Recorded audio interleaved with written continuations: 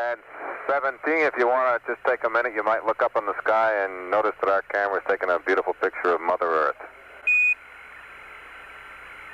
On December 7th, 1972, the crew of Apollo 17 captured a photograph that would quickly become among the most widely distributed images in human history.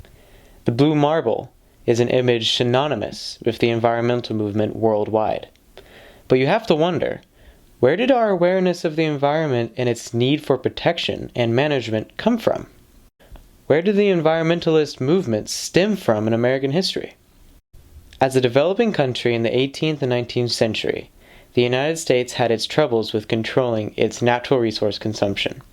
It became apparent that America's rapid development and industrialization was detrimental to the environment, and something had to be done to curb the destruction of America's natural ecosystem. The ability to substantively control the consumption of natural resources was, and still is, pertinent to the continued growth of the United States, both nationally and internationally.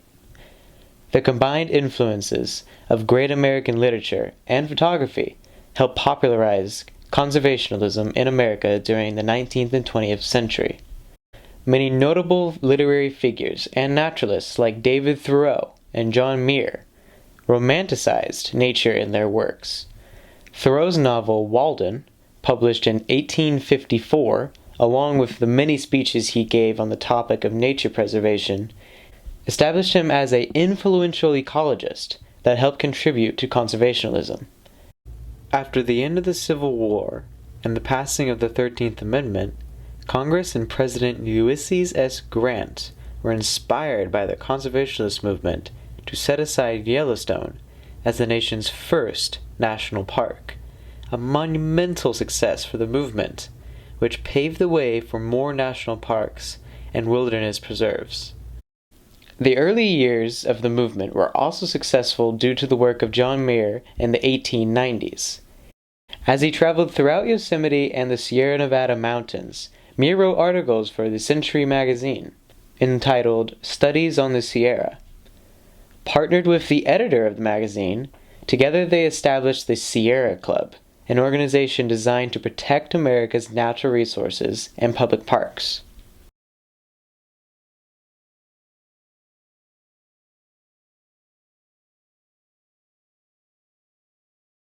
So let's start it. Yeah. All right, Mr. Muir. Oh, just call me John. Okay. Okay, John. Why did you create the Sierra Club? Well, I'm John of the Mountains. Seems fitting, doesn't it? Yeah, I guess so. How are forest reserves important to you? Oh shit.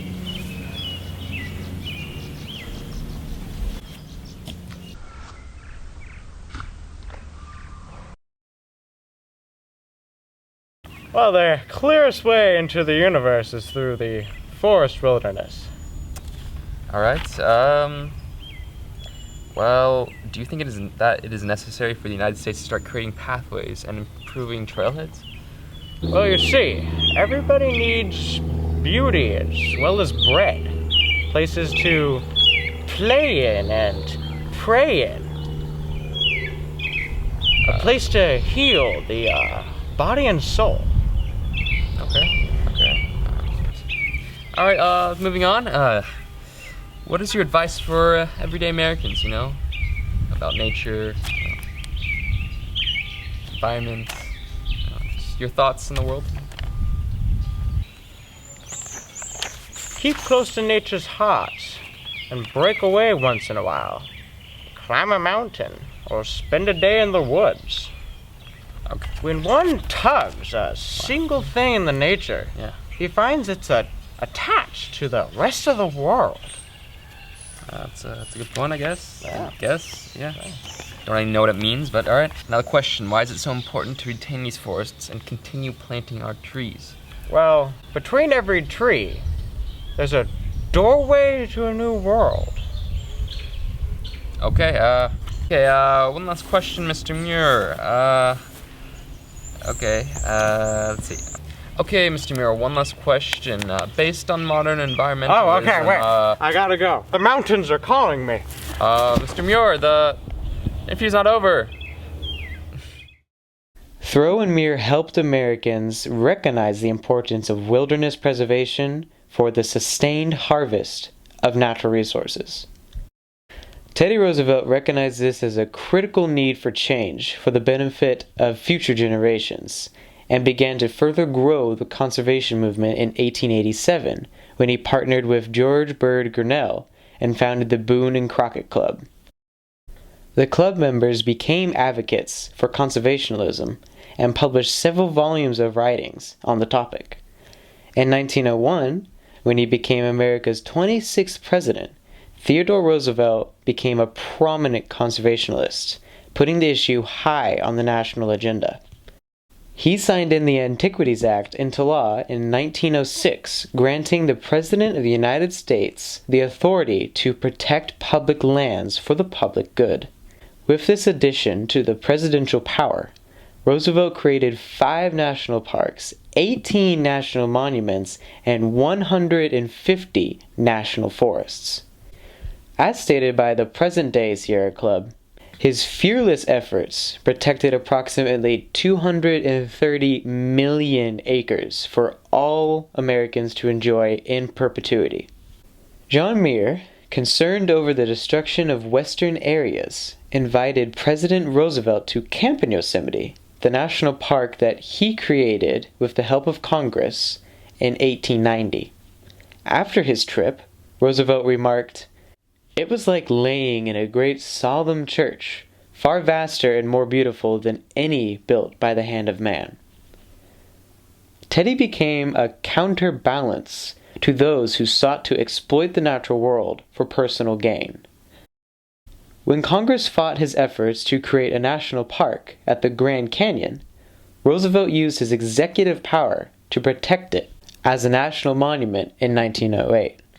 Teddy gave this statement regarding his wishes for the land.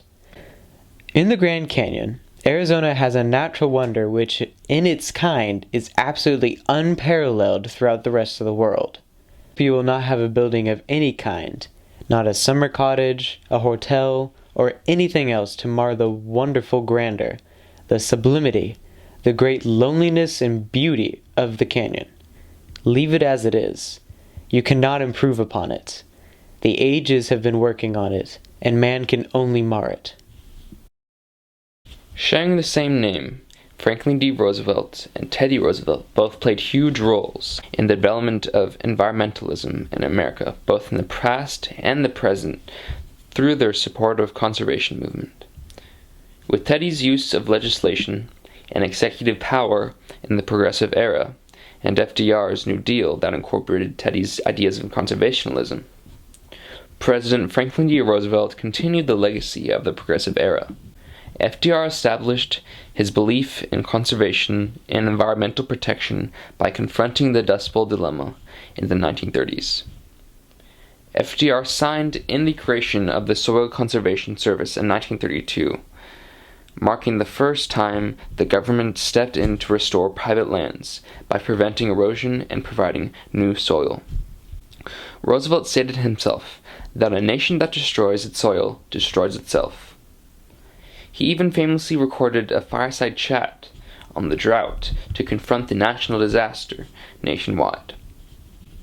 The Works Progress Administration, WPA, led the creation of over 18,000 miles of windbreaks, literally changing the face of America and stopping the dust storms dead in their tracks.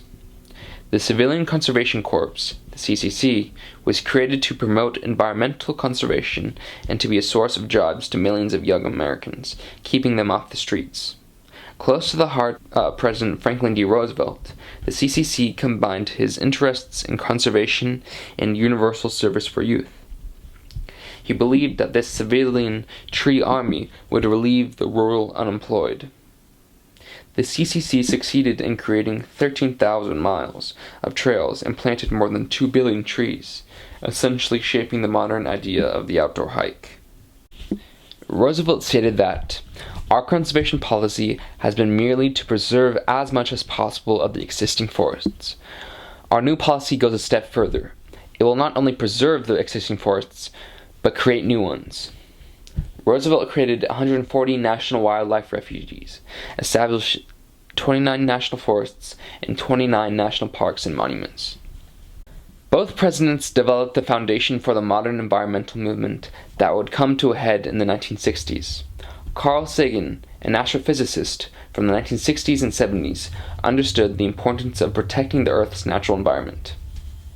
A new consciousness is developing which sees the Earth as a single organism and recognizes that an organism at war with itself is doomed. We are one planet. Sagan campaigned for the environmentalist movement by drawing attention to the fact that if we destroy our open spaces and their environment, then we are destroying ourselves. Environmentalism finds its root in the past federal efforts to maximize land efficiency during Progressive Era. The conservation movement developed into a true understanding of the environment and the principles that exist to protect it. Today, worldwide, environmentalism is shaping our future, with its origins in America's past.